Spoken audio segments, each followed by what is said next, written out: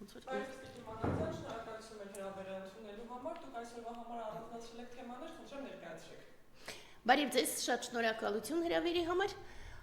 4 տարի, արդեն 4 տարուց ավել նույնիսկ, մենք անվանում ենք Նիկոլին Դավաճան,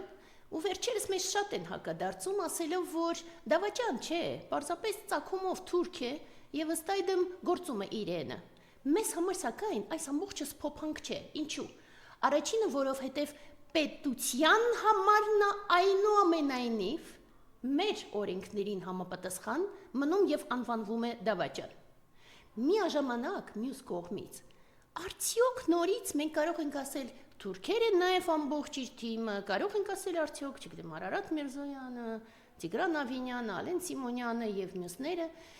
ու գիտեք, իրոք դա չի փոփում, որովհետեւ մի կողմից մենք պետք է փաստենք ցավոք սրտի մեր ազգում իրոք արկա են այդպես կոչված թուրքագեն տարրերը, բայց մյուս կողմից մենք պետք է հստակ հասկանանք, որ Հայաստանի Հանրապետության օրենքներով նրանք Դավաճան են եւ պետք է ամբողջ օրենքի ծանրությամբ կրեն ի վերջո իրենց պատասխանատվությունը։ Իսկ այդ ամբողջի հետ միասին միաժամանակ ինչ ունենք մենք այսօր 2025 թիվ մենք ունենք գրեթե ամբողջությամբ կազմակերպված պետական ապարատ, մենք ունենք տգիտությամբ տոգորված պետական պաշտոնյաներ, այնքան ոչ կոմպետենտ, որ նույնիսկ այն խեղճ ձյունը, որ մի քանի օր այնուամենայնիվ վերջապես եղավ ձմռանը, բերեց 1000-ից ավել ավտովթարների զուտ քաղաքապետի բացարձակ ոչ կոմպետենտ լինելու պատճառով։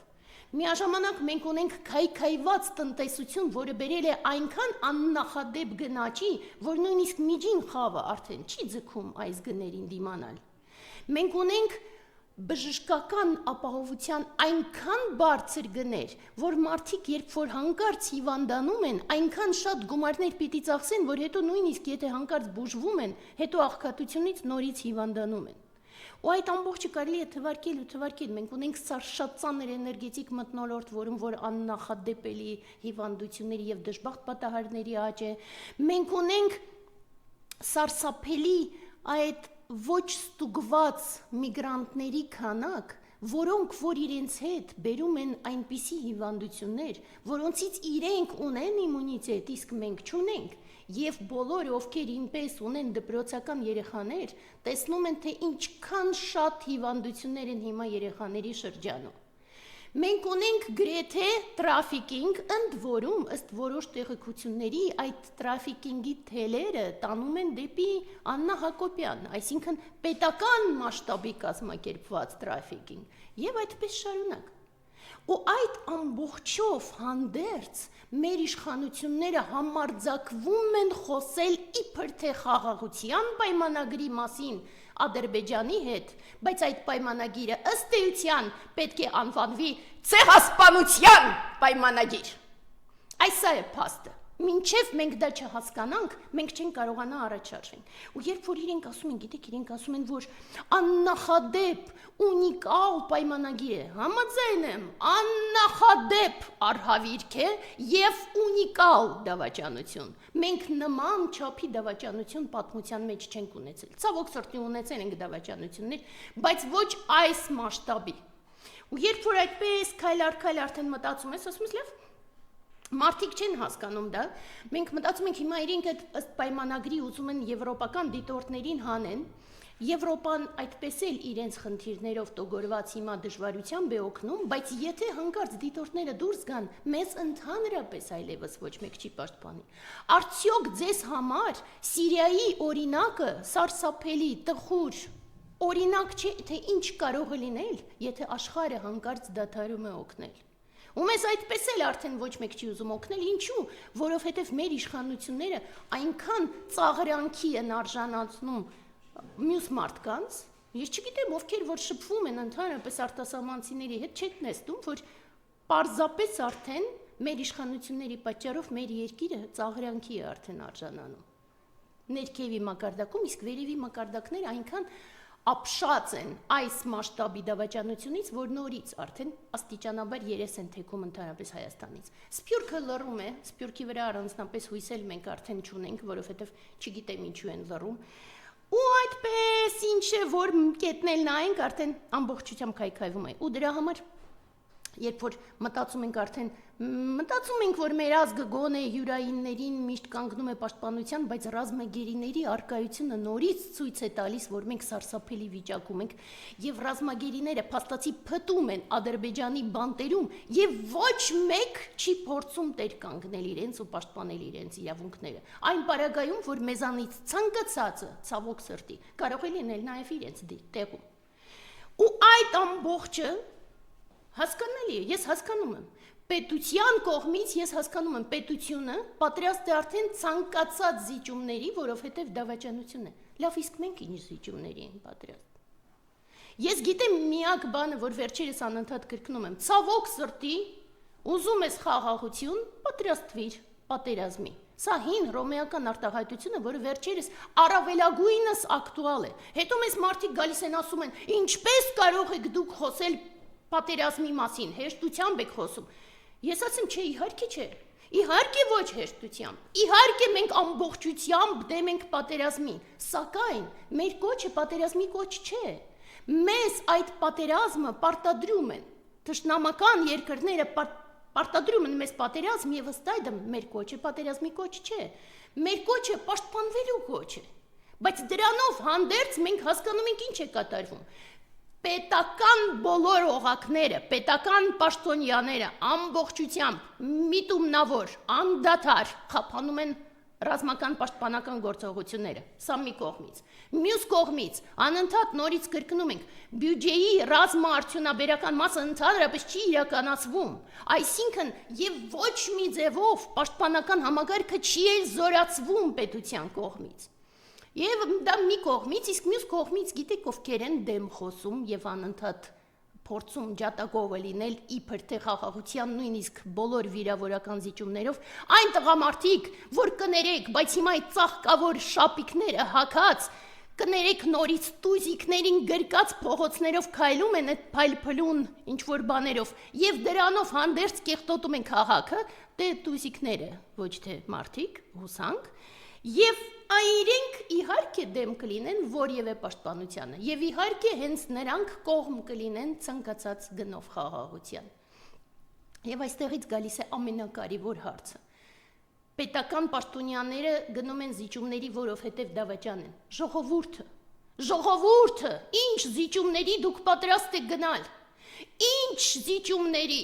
Եթե մի կողմից մենք մտածում ենք լավ, մենք կորցրեցինք հողերը, մեր հայկական հողերը, մենք կորցրեցինք եւ լռեցինք։